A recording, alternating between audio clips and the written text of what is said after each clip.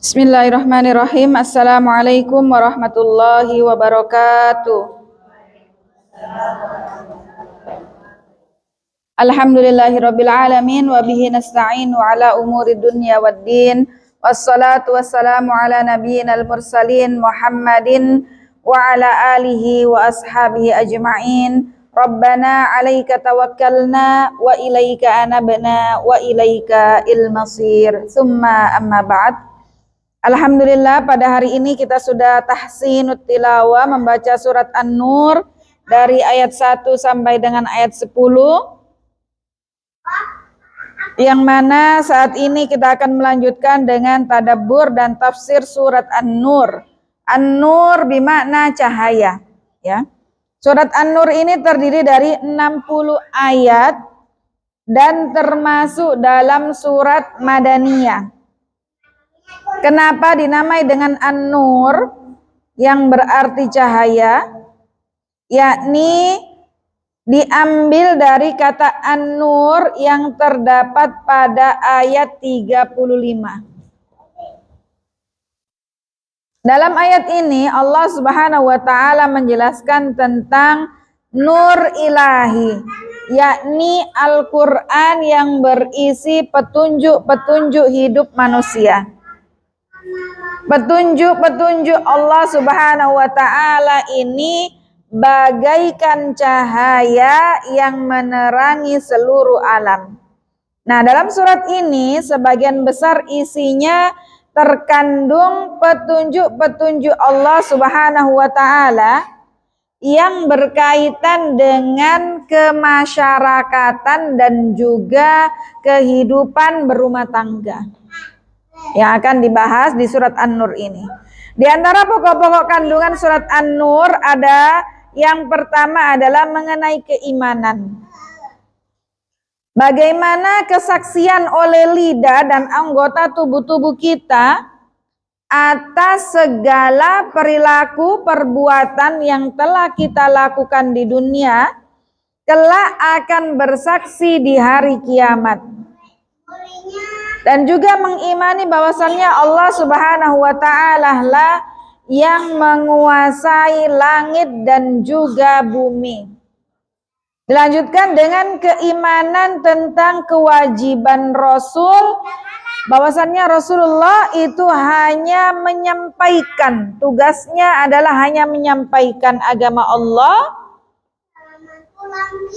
Namun kembali kepada kita sebagai manusia dan tentunya setelah mendapat taufik dan hidayah dari Allah Subhanahu wa taala.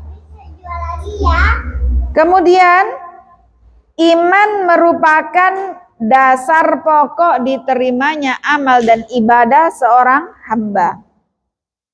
Kemudian yang kedua adalah dalam surat An-Nur ini membahas tentang ahkam, yakni hukum-hukum. Di antaranya adalah hukum tentang permasalahan zina. Kemudian hukum tentang li'an, nanti akan kita bahas. Dan juga bagaimana adab-adab pergaulan di dalam maupun di luar dalam berumah tangga. Ya, adab-adab bergaul, muasyarah bainaz zaujain. Kemudian yang ketiga, dalam surat An-Nur ini terdapat kisah-kisah, qasas. Di antaranya adalah kisah tentang hadisul ifki. Pernah dengar hadisul ifki atau kissatul ifki?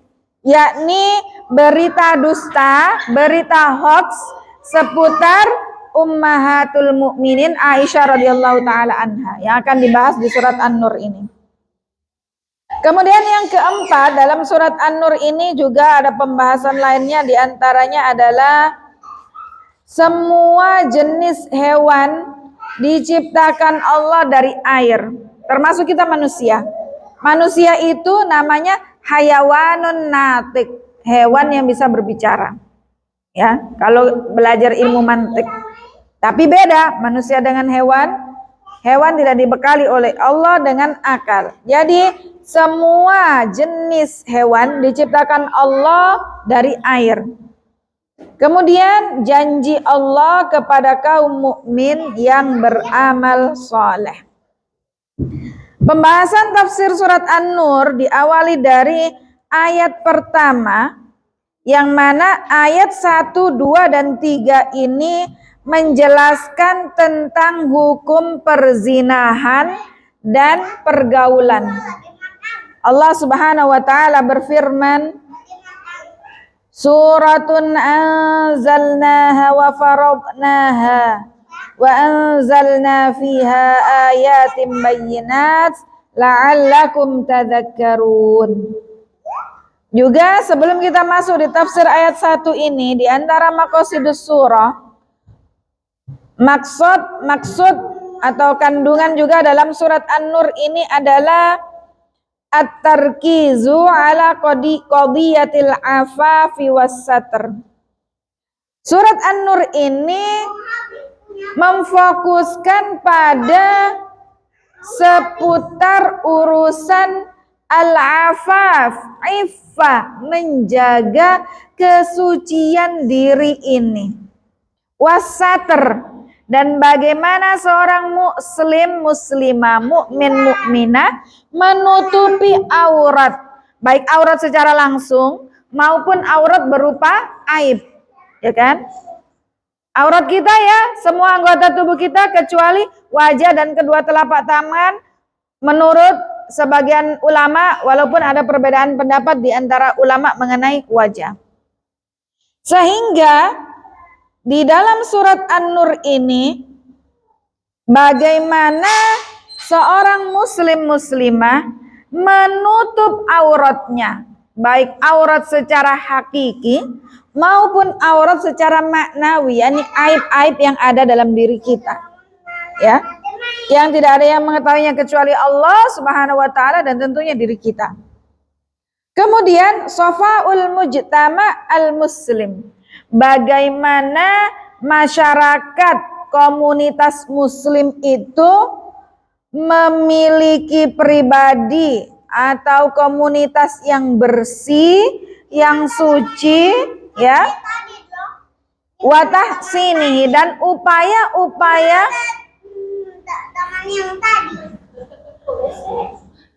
ilal hammam intadir, dan bagaimana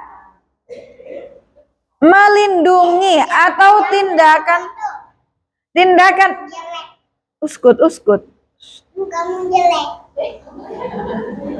lah ya jusakada.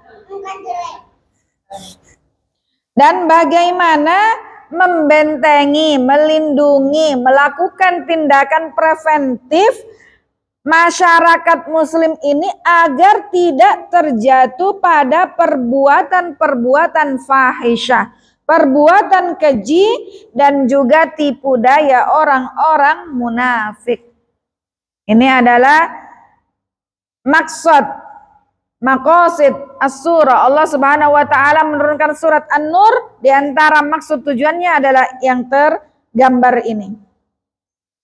Pada ayat pertama, Allah Subhanahu wa taala berfirman bahwasannya surat ini telah kami turunkan. Wa aujabna al-amala bi ahkamiha. Allah taala telah menurunkan surat An-Nur, dan Allah taala mewajibkan kita sebagai seorang muslim mukmin untuk mengamalkan hukum-hukum yang terkandung di dalam surat An-Nur ini. Wa anzalna fiha ayatin bayyinat. Allah Subhanahu wa taala menurunkan di dalam surat An-Nur ini adalah tanda-tanda yang jelas, bukti-bukti yang jelas, roja'an anta tadzakkaru ma fiha minal ahkam fata'malu bihi. Mama kerobos. Diam dulu, banyaknya ini. Mana mainanmu tadi? Mana? Mobilan. Dijual situ. Dijual? Ya sudah, beli sana. Ya. Dan bagaimana Allah Subhanahu wa taala mewajibkan kepada kita semua ya untuk mengamalkan kandungan di dalam surat An-Nur. Kemudian dengan harapan agar kita sebagai hambanya ini mengamalkan hukum-hukum yang terkandung di dalam surat An-Nur. Az-zaniyatu waz-zani fajlidu kulla wahidin minhuma mi'ata jaldah. Az-zani waz-zani az-zaniyatu waz-zanil bikran fajlidu kulla wahidin minhuma mi'ata jaldah. Jadi zina ini ada dua macamnya. Dalam ayat yang kedua ini dibahas macam yang pertama, yakni perbuatan zina yang dilakukan oleh pemuda-pemudi yang belum menikah. Ya, namanya zina ghairu muhsan. Ini yang pertama. Yang kedua adalah zina muhsan, zina yang dilakukan oleh orang yang sudah menikah, sudah memiliki bangunan berumah tangga.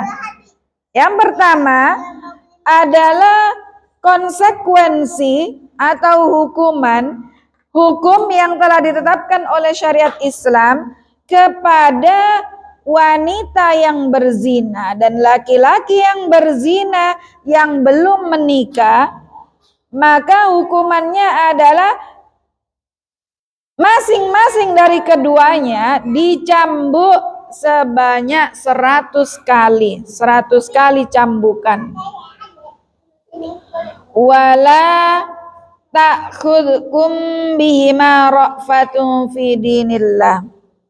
Allah Ta'ala berfirman dalam ayat ini, jangan kemudian, kasihan. Bawa apa? Ahmad, gak boleh nak. Obeng dari mana? La ilaha illallah. Ahmad. Pinjam. Oh iya, simpan Om.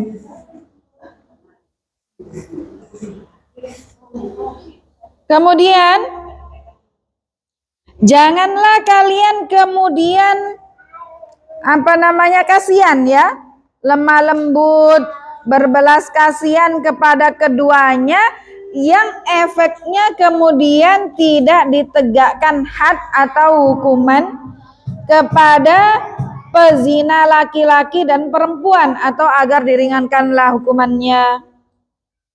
In kuntum tu'minuna billahi wal yaumil akhir. Apabila kalian beriman kepada Allah Subhanahu wa taala dan juga hari akhir. Wal yashhad 'adzabahuma ta'ifatum minal mu'minin. Kemudian agar kalian menghadiri, menyaksikan ketika eksekusi hukuman had dilaksanakan bagi pezina laki-laki dan perempuan ini, datang orang-orang mukmin agar mereka datang untuk kemudian menyaksikan pelaksanaan dari hukuman mereka ini disaksikan oleh sekumpulan orang-orang mukmin. Tujuannya apa?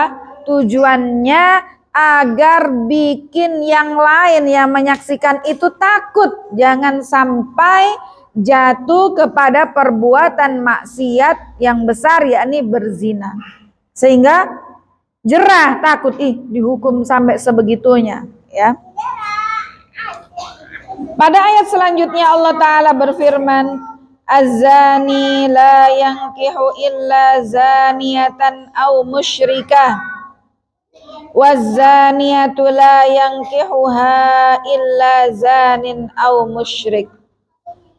Kemudian ayat ketiga Allah Subhanahu wa taala memberikan efek jerah atau hukuman lagi kepada seorang pezina, bahwasannya untuk mempermalukan mereka karena perbuatan dosa yang telah ia lakukan, yakni berzina, yakni Allah Ta'ala berfirman bahwasannya pezina laki-laki tidak boleh menikah kecuali dengan pezina perempuan atau perempuan yang musyrik. Begitu juga pezina perempuan tidaklah dinikahi kecuali dengan pezina laki-laki atau laki-laki yang musyrik. Ya, karena apa? Karena perempuan mukminah itu suci, itu tidak melakukan perbuatan zina yang sangat merupakan dosa besar. Sehingga Allah Ta'ala memberikan efek jera, hukuman, jangan ada yang ngawinin kecuali sesama pezina. Dan laki-laki juga tidak menikahi kecuali wanita yang berzina atau orang musyrik, karena mereka selevel. Tapi kalau dengan wanita mukminah atau dengan laki-laki mukmin, maka tidak level. Wa hurrima dzalika 'alal mu'minin, dan diharamkan menikahkan wanita pezina dengan laki-laki yang mukmin, begitu juga wanita mukminah dinikahi oleh laki-laki pezina. Walladzina yarmunal muhsanati tsumma lam ya'tu bi arba'ati syuhada fajliduhum samanina jalda. Kemudian pada ayat kelima sampai dengan ayat 10 keempat afwan, ayat ini membahas seputar hukum li'an. Apa itu li'an? Seorang suami menjatuhkan tuduhan. Tuduhannya ini sangat berat, yakni menuduh perempuan baik-baik atau istrinya berzina. Dalam terminologi fikih disebut dengan istilah li'an. Jangan terbalik, ada li'an, ada ila dalam fikih itu. Kalau ila itu seorang suami bersumpah tidak mempergauli istrinya, itu namanya ila. Kalau li'an, lam, ain, alif, nun, ini adalah laki-laki atau suami menjatuhkan tuduhan kepada istri yang soleha, istri yang baik-baik, dijatuhkan tuduhan berupa berzina. Ini namanya apa? Li'an. Ya. Jadi akan dibahas di ayat 4 sampai dengan ayat 10. Walladzina yarmunal muhsanati tsumma lam ya'tu bi arba'ati syuhada'a fajliduhum samanina jalda. Apabila seorang suami, seorang laki-laki melemparkan tuduhan fahisyah, yakni perbuatan zina, kepada istrinya, kepada wanita yang baik-baik, ya, atau sebaliknya, seorang perempuan menuduh suaminya yang baik, yang bagus agamanya, menuduh melakukan zina. Dalam kasus ini adalah ketika seorang suami menjatuhkan tuduhan kepada istri yang iffah, yang memiliki kehormatan, dituduh melakukan perbuatan fahisyah, dan sang suami tidak memiliki bukti atau saksi, tapi dituduh, ya. Semalam ya'tu bi arba'ati syuhud. Karena tuduhan berzina ini adalah sebuah tuduhan yang sangat besar, bukan perkara kecil, maka syariat Islam mensyaratkan ada saksinya 4 orang laki-laki. Jadi kita jangan gampang-gampang melontarkan tuduhan zina. Nikah baru sebulan sudah hamil 2 bulan. Zina itu, hamil duluan.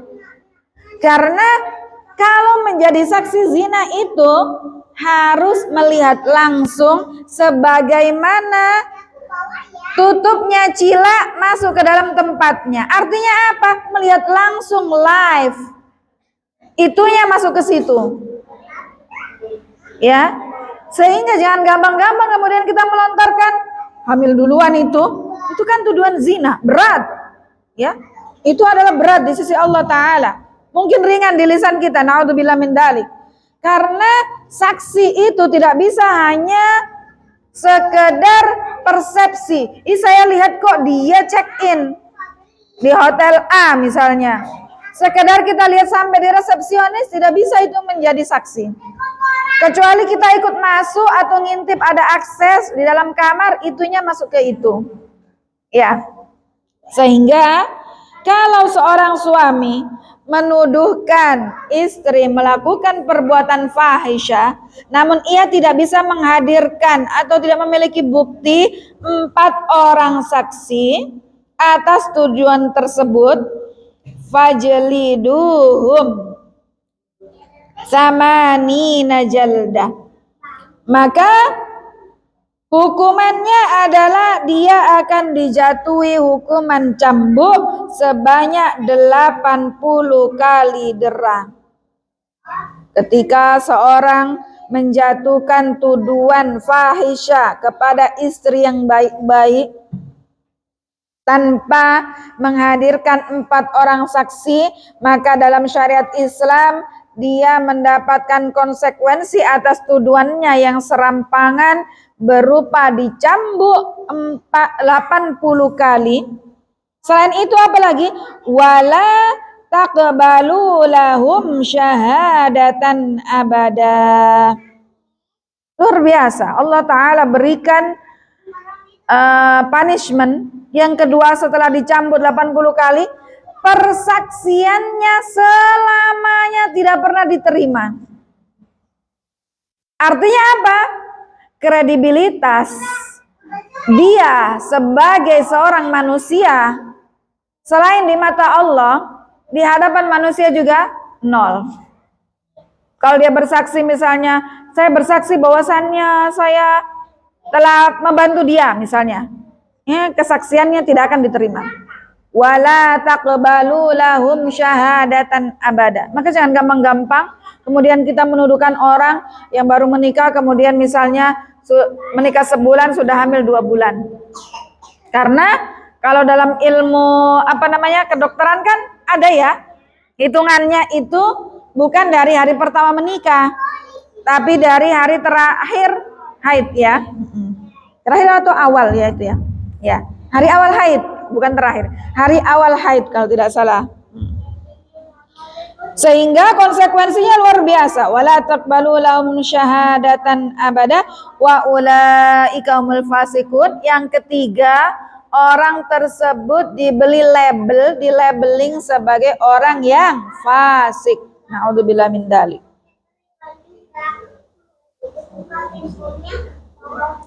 Illal ladzina tabu min ba'di dzalika wa aslahu fa innallaha ghafurur rahim.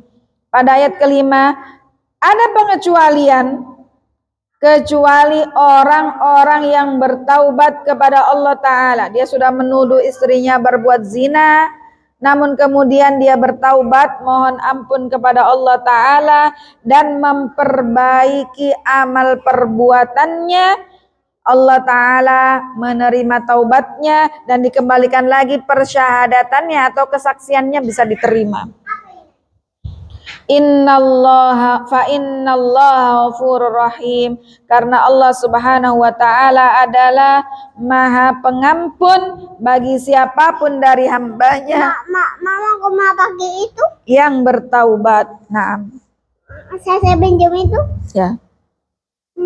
Tapi nanti mama pinjam lagi ya. Oh iya, terima kasih.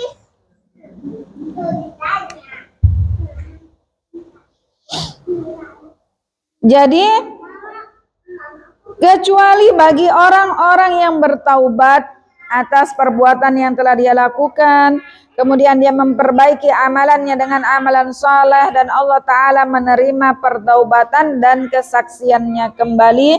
Sesungguhnya Allah Maha Pengampun bagi siapa saja hambanya yang bertaubat dan Maha Pengasih kepada semua hambanya yang bertaubat. Walladzina yarmuna azwajahum walam yakul lahum syuhada'u illa anfusuhum fasyahadatu ahadihim arba'u syahadatin billah innahu laminas shadiqin.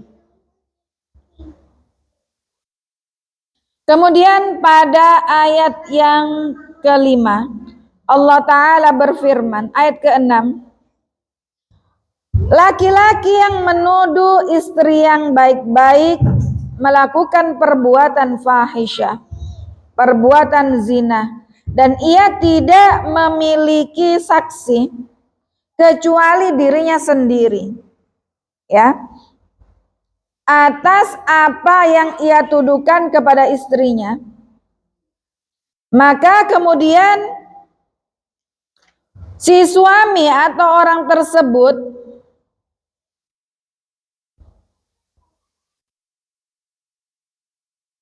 dia harus bersumpah sebanyak 4 kali dengan menyebut nama Allah bahwasannya ia adalah orang yang benar. Innahu laminas shadiqin. Saya jujur ya Allah, bahwa saya memang lihat tapi nggak ada saksi yang 4 orang selain dirinya sendiri. Jadi dia harus bersumpah sebanyak 4 kali bahwasannya dia adalah benar-benar melihat, benar-benar menyaksikan, dan ditutup dengan bahwasannya saya jujur atas apa yang saya dakwakan, atas apa yang saya sumpahkan. Kemudian ayat yang ke-7, Allah Ta'ala berfirman, wal khamisatu anna la'natallahi alaihi in kana minal kadhibin.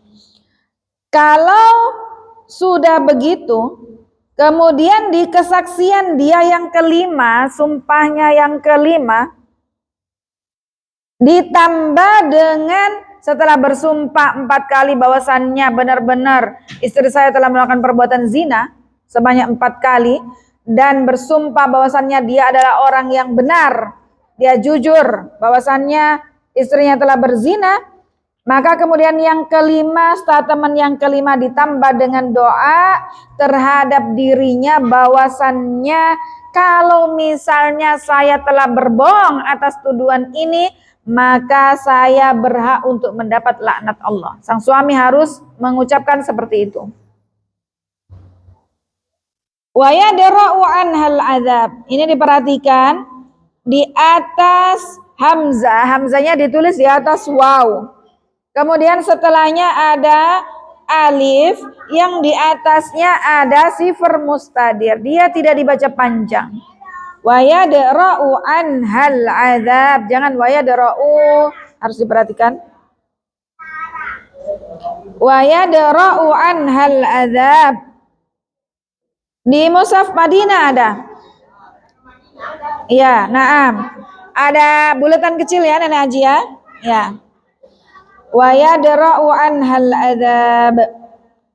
Kemudian setelah doanya yang ini di perkataan yang kelima, kalau dia bohong dia berhak mendapat laknat Allah, maka dengan begitu sang istri berhak untuk ditegakkan hukuman had zina, ya.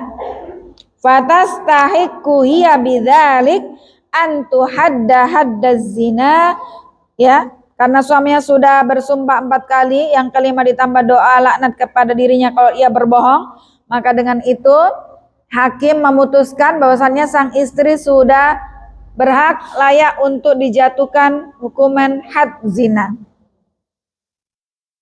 Antasyhada arba'a syahadatin billahi innahu laminal kadzibin.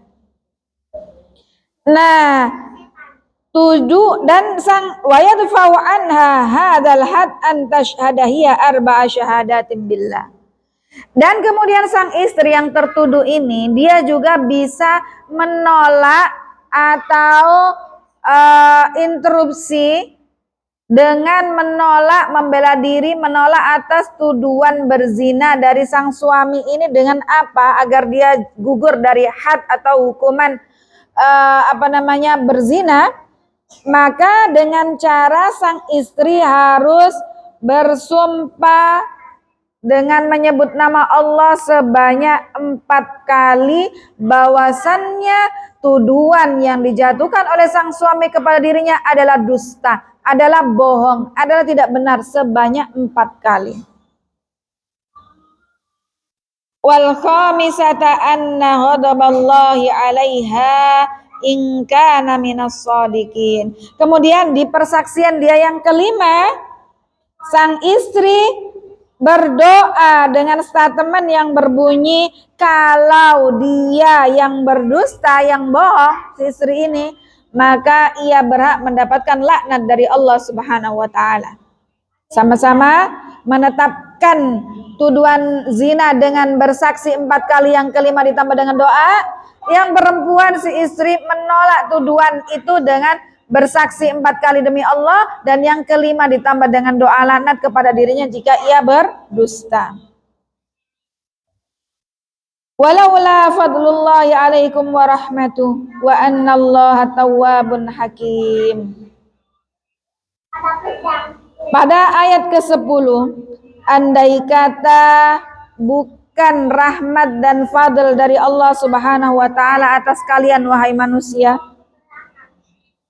yakni Allah Subhanahu wa taala Maha penerima taubat setiap hambanya, Maha ahkamul hakimin, Maha bijaksana dalam memberikan putusan hukum kepada siapapun, maka tentu Allah akan menyegerakan hukuman langsung seketika dan membikin malu, nggak punya muka terhadap kalian seketika itu juga kalau telah melakukan perbuatan fahisyah. Tapi Allah Subhanahu wa taala indahu fadl azim wa rahmatuhu wasi'ah. Rahmat Allah sangat luas kepada hambanya, sehingga Allah nggak langsung jatuhkan hukuman, tapi dengan cara-cara seperti ini tadi. Nggak langsung hukumannya datang dari Allah nanti, karena Allah nunggu apakah dia bertaubat, apakah dia mohon ampun kembali kepada Allah Subhanahu wa taala. Jamaah sekalian azani Allah wa iyyakunna jami'an.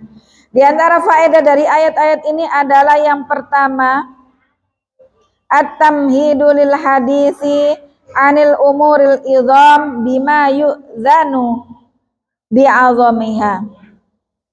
Bahwasannya Allah Subhanahu wa taala ketika membahas dalam surat An-Nur, dalam ayat-ayat ini tentang suatu perkara yang sangat besar, ya Allah Ta'ala persiapkan dulu, nggak langsung bles gitu kan. Makanya kalau kita memberi nasihat kepada anak kita kan nggak langsung kepada intinya, tapi kita beri mukaddimah dulu agar dirinya terbuka dulu. Karena kalau kita memberi nasihat kepada seseorang, sebelum diberi nasihat, yang dikasih nasihat ini sudah kasih mental block. Bisa difahami mental block? Pokoknya nggak terima. Ini nggak akan bisa. Beda dengan ketika kita berbicara, kita awali dengan mukaddimah, dengan permulaan-permulaan dulu yang bikin kemudian dia bisa membuka hatinya, bisa menerima, baru kita masuk kepada intinya. Begitu juga Allah Subhanahu wa taala mengajarkan kepada kita dalam surat An-Nur, tidak langsung pezina begini, tapi Allah siapkan dulu. Suratun anzalnaha wa faradnaha. Jadi sebelum membahas perkara-perkara yang besar, Allah Ta'ala siapkan ya untuk kita hambanya untuk siap untuk mendengarkan hal-hal yang besar ini.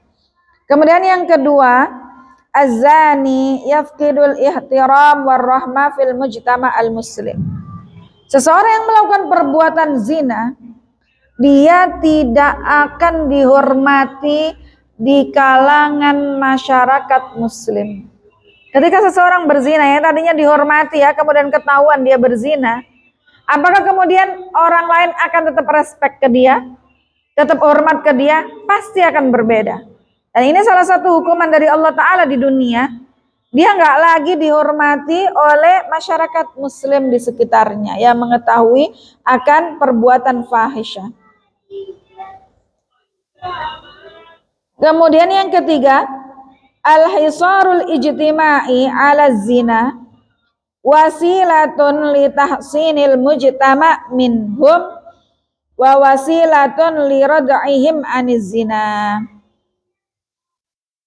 Pentingnya komunitas, pentingnya kita sebagai masyarakat muslim menjadi benteng, menjadi tameng bagi masyarakat generasi kita dari perbuatan-perbuatan zina. Sehingga Bagus kiranya di kalangan kita, di lingkungan tempat tinggal kita diadakan mungkin kajian remaja, kajian ibu-ibu, kajian bapak-bapak menjelaskan tentang bahaya zina, dosa zina, efek dari zina. Sehingga ini menjadi tindakan-tindakan preventif yang bisa membentengi keluarga muslim, anak-anak keturunan muslim agar tidak terjatuh pada perbuatan fahisyah. Wa wasilatun lirad'ihim aniz zina. Ya. Kemudian yang keempat, tanwi' uqubatil qadhif ila uquba madiyya al-had. Hukuman al-qadhif qadhfuz zina, orang yang menuduh zina, hukumannya apa di dalam syariat Islam adalah dihad. Ya, had diberikan hukuman. Wa maknawiyah, dan hukuman berupa maknawiyah, yakni hukuman yang tidak tidak konkret adalah raddu syahadatihi. Hukuman konkretnya tadi adalah dia akan mendapat hukuman berupa apa tadi? Cambuk, ya, dicambuk sama nina jalda 80 kali cambuk. Kemudian hukuman yang tidak dirasa langsung, hukuman maknawiyah yang tidak konkret adalah kesaksiannya ditolak selama-lamanya, dia tidak memiliki kredibilitas dalam hidup di hadapan masyarakat. Kemudian dia dicap sebagai orang yang fasik. Hal ini menunjukkan bahwasannya bahaya besar dari perbuatan qadhfuz zina, menuduh orang lain berzina. Ini bahaya sekali. Maka jangan gampang-gampang kemudian dari lisan kita naudzubillah min dzalik menuduh zina. Selanjutnya, la yathbutu zina illa bibayyinah. Sebuah perkara atau kasus tidak dihukumi memang betul terjadi sebuah perzinahan kecuali ada bukti. Ya. Bagaimana orang mau dijatuhkan hukuman kasus perzinahan kalau tidak ada buktinya? Buktinya ya diantaranya adalah menghadirkan 4 orang saksi yang memang melihat. Waddi'a'uhu dunaha qadhf. Kalau menuduh zina tapi tanpa menghadirkan bayyinah atau bukti-bukti, jatuhnya pada qadhfuz zina, yakni tuduhan berzina. Tidak sampai pada kasusnya tidak ditetapkan sebagai kasus zina, tapi kasus tuduhan berzina. Demikian wallahu taala a'lam. Insyaallah akan kita bahas pada pertemuan selanjutnya mengenai kisah hadisul ifki, yakni tuduhan keji terhadap ummahatul mukminin Aisyah radhiyallahu taala anha, dimulai dari innal ladzina ja'u bil ifki usbatum minkum wallahu taala a'lam wa ahkam wa ajal. Sehingga mudah-mudahan pekan depan pada hadir semua tidak ada yang udzur, kita bisa bagaimana mentadabburi dari hadisul ifki, kisatul ifki, dan pelajaran apa yang bisa kita ambil dalam menghadapi berbagai ujian di dunia ini. Wallahu taala a'lam wa ahkam wa ajal wa sallallahu ala nabiyina Muhammad walhamdulillahi rabbil alamin. Assalamualaikum warahmatullahi wabarakatuh. Ini udah. Baik.